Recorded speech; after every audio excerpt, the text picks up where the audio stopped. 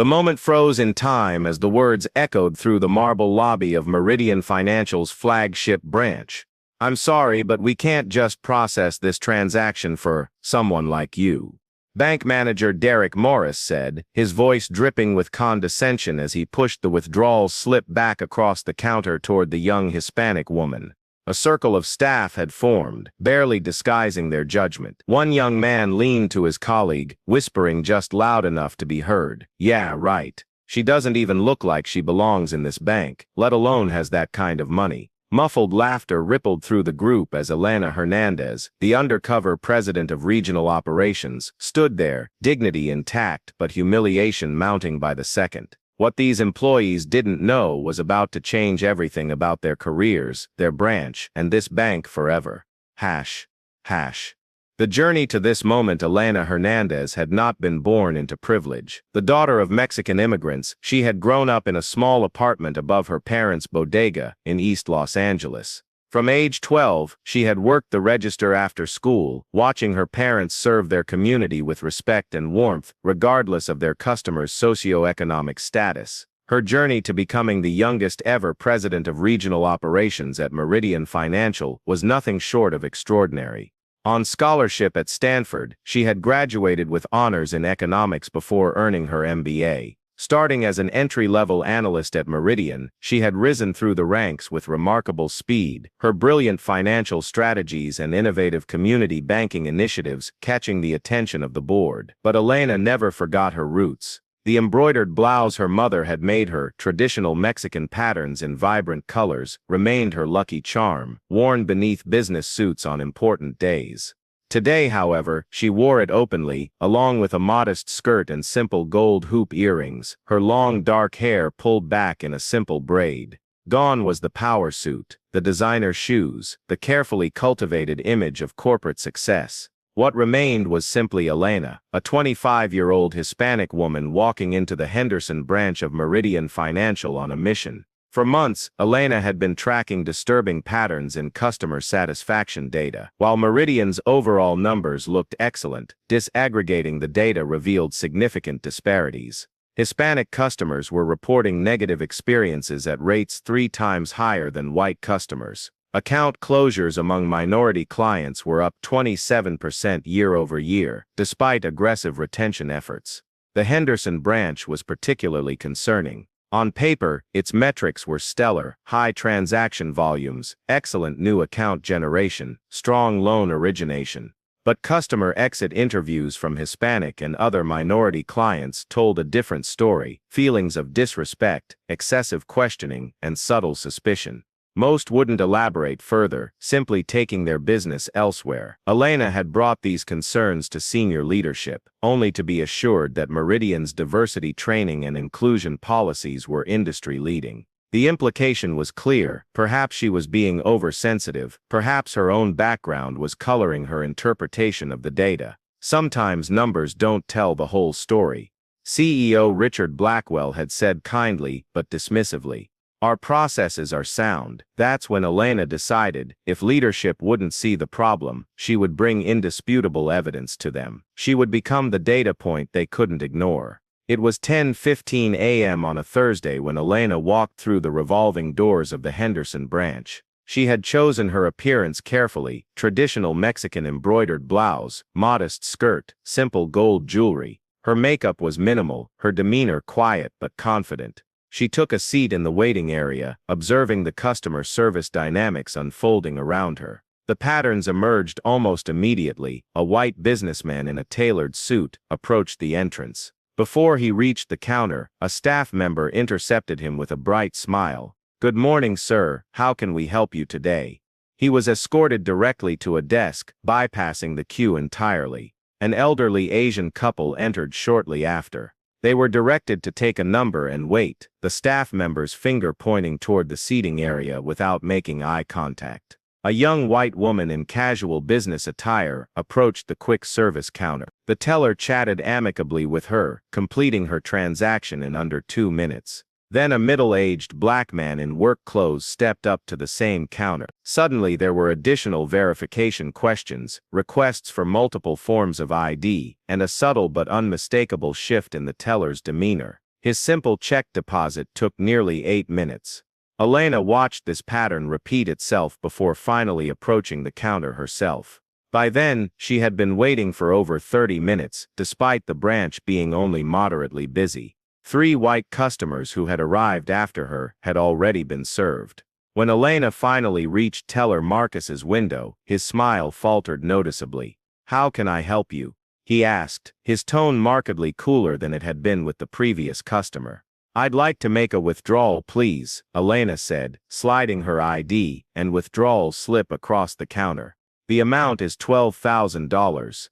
Marcus's eyes widened slightly. He examined her ID card, then looked at her face, then back at the ID, as if confirming they matched. His gaze lingered on her embroidered blouse, his expression shifting to one of barely concealed skepticism. "This is quite a large amount," he said, his voice rising just enough to catch the attention of his colleague at the next window. "Yes, it is," Elena replied calmly. "But it's well within the daily limit for my account type." Marcus didn't respond. Instead, he turned and whispered something to Craig, the senior teller at the next station. Craig glanced over, nodded, and then walked over, positioning himself directly behind Marcus. "Is there a problem here?" he asked loudly. Not directed at Marcus, directed at Elena. Heads turned throughout the lobby. Other customers stared. An older woman clutched her purse tighter. With remarkable composure, Elena placed her bank card on the counter alongside her ID. "No problem at all, I'm simply making a withdrawal from my account." Craig picked up her ID, studying it with exaggerated scrutiny. "We've been seeing some unusual activity on accounts lately," he said, emphasizing unusual just enough to make his meaning clear. "We need to be extra cautious." "What type of unusual activity would that be exactly?" Elena asked, her voice steady. Craig ignored the question. "Marcus, can you pull up the account history, please? Let's see what kind of transaction patterns we're looking at." As Marcus tapped at his keyboard, another staff member drifted over. Derek, according to his name tag, leaned in and whispered something to Craig, not quite quietly enough. "Probably one of those money transfers to family back home," he said with a smirk. "Always large cash amounts." The implication was crystal clear. They assumed she was part of some immigrant cash transfer scheme, possibly illegal. "We just need to verify the funds are actually yours," Derek said with false sweetness. "You understand, right? It's for your protection." The humiliation was calculated, but Elena maintained her dignity. "I understand the need for security. I've provided my identification and bank card. I'm a customer of this bank and have been for many years. I'd like to complete my transaction now, please." That's when Derek called over the branch manager, a tall man named Robert Morris. He strode across the lobby with the confidence of someone who had never had his authority questioned. "Ma'am, I understand there's some confusion about your withdrawal request," he said, his tone dripping with condescension. "There's no confusion on my part," Elena replied. "I'm simply trying to access my own money." Robert's smile didn't reach his eyes. $12,000 is a significant amount of cash. "May I ask what it's for?" This question, one that had not been asked of a single white customer making large transactions that morning, hung in the air between them. "I don't believe that's relevant to my transaction," Elena said calmly. "Is there a bank policy requiring me to disclose the purpose of my withdrawal?" Robert's smile tightened. "No, but we do have an obligation to prevent fraud and money laundering. Your account activity has triggered some concerns." "What concerns, specifically?" Elena pressed. "Mrs. Hernandez," Robert said, finally glancing at her ID, his fingers holding it by the edges, as if reluctant to touch it. "This amount simply doesn't seem appropriate for someone like you." There it was. The mask had slipped. "I'd like to speak with someone who can help me complete my transaction, please," Elena said, her voice still steady, despite the rage building inside her. "Ma'am, I am the highest authority in this branch," Robert replied, leaning in slightly. "Perhaps you might be more comfortable at the check cashing place in the strip mall down the street. They're more accustomed to handling your type of banking needs." The dismissal was so blatant, so disrespectful, that customers nearby audibly gasped. Elena reached into her purse and pulled out her phone. "Excuse me for a moment," she said, stepping slightly away from the counter while remaining in full view. As she dialed, Derek nudged Craig, both of them watching with smirks. Derek whispered something that made Craig stifle a laugh. "Yes, hello," Elena spoke into the phone, her voice taking on an even more professional tone. "This is Elena Hernandez calling." Derek mimicked her accent exaggeratedly, standing straight with his nose in the air, mouthing Elena Hernandez calling to Craig. His performance was for the benefit of the entire staff, a show of dominance at Elena's expense. The bank's mission statement was prominently displayed on the wall behind them, building financial success for all communities, with trust, respect, and integrity. The words now seemed like a cruel mockery. Robert stepped forward, patience clearly exhausted. "I'm going to have to ask you to leave. You're creating a disturbance in our branch." Elena continued her call as if he hadn't spoken. "Yes, I'm still at the Henderson branch." "No, they've refused the transaction." "Yes, that's correct." Her calm was unsettling to Robert. People in her position, being denied service, being humiliated publicly, usually reacted with anger or defeated acceptance. Elena's composed resistance followed neither script. "Ma'am," Robert's voice rose, "if you don't leave immediately, I'll call security." Elena turned slightly away from him, still speaking clearly into the phone.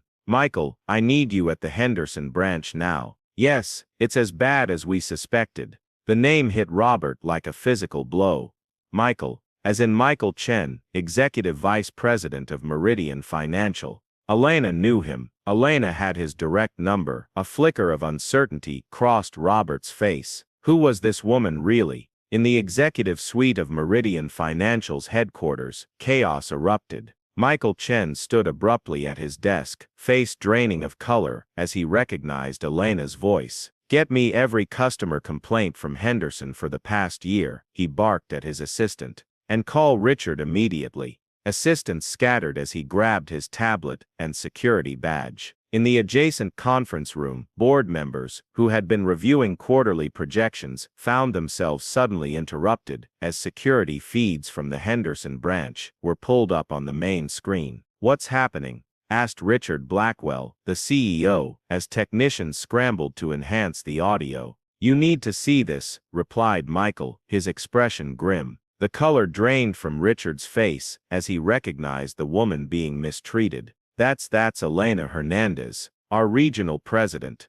"Yes," Michael confirmed, "and this has apparently been going on for 18 minutes already." On screen, they could see it all unfolding in real time. The condescension, the stereotyping, the disparate treatment documented with crystal clarity by the bank's own security system. "Record everything," Richard ordered, his voice tight with barely controlled fury. Every second, every word. Back in the bank lobby, the temperature seemed to drop several degrees as Robert began to realize that something was very wrong. The confidence drained from his face, replaced by the first flickers of uncertainty. 15 minutes later, the grand doors of the Henderson branch burst open. Michael Chen strode in, followed by Richard Blackwell himself and 2 members of the legal team. Their presence immediately commanded attention, every head turning to watch their purposeful approach. "Stop this immediately." Michael's voice carried the weight of absolute authority. Robert's expression shifted from irritation to confusion as he recognized the executives. In his 7 years managing this branch, the CEO had visited exactly once, for a scheduled community event. "Mr. Chen, Mr. Blackwell," he stammered, smoothing his tie nervously. "What an unexpected. Do you have any idea who this is?" Richard cut him off, gesturing toward Elena. The question hung in the air. Robert glanced at Elena, then back at Richard, confusion giving way to dread. Richard approached Elena, his entire demeanor transforming. The anger he had directed at Robert gave way to profound respect as he addressed her. "I am deeply sorry you experienced this," he said, his voice carrying throughout the silent lobby. Then he turned back to face the staff, his expression hardening. "This," he announced, "is Elena Hernandez, President of Regional Operations for Meridian Financial, your boss's boss's boss." The words landed like physical blows. Robert staggered backward. Derek's hand flew to his mouth, eyes widening in horror. horror. Craig's face drained of all color. Marcus began to tremble visibly. "We've been watching," Michael continued, holding up his tablet. On the screen, security footage from throughout the day played in high definition. "We've seen how you treated Miss Hernandez, and we've seen how you treat others who look like her." The tablet displayed split-screen comparisons, white customers receiving efficient, friendly service juxtaposed with minority customers facing scrutiny and suspicion for identical transactions. "Every interaction in this branch is recorded," Michael said, "and what we've witnessed today is a pattern of discrimination, so blatant, so egregious, that it violates not only our company policies, but federal banking regulations." Richard stepped forward. "Robert Morris, Derek Winters, Craig Sullivan, you are terminated, effective immediately." No dramatic gesture, just the simple, incontrovertible exercise of power. "Your actions today have demonstrated that you are fundamentally incompatible with the values of this institution." The security team began escorting the 3 former employees to collect their belongings. Their faces displayed a complex mixture of emotions: shock, anger, humiliation, and finally, the dawning realization that their careers had just ended in spectacular fashion. Marcus, the young teller who had initiated the interaction but had shown visible discomfort throughout, stood trembling at his window, clearly expecting to be next. Elena approached him, and the young man braced himself, but instead of termination, Elena spoke to him quietly. The conversation wasn't audible to most, but Marcus's expression transformed from terror to confusion to cautious relief. It would later become known that Elena had seen something in him, a discomfort with his colleagues' behavior, a reluctance to participate fully in their discriminatory practices. He was placed on probation rather than terminated, and would become one of the bank's most dedicated advocates for equitable service. 3 days later, Elena stood beside Richard Blackwell at a hastily arranged press conference. The announcement of Meridian's new Banking Without Borders initiative represented an investment of $75 million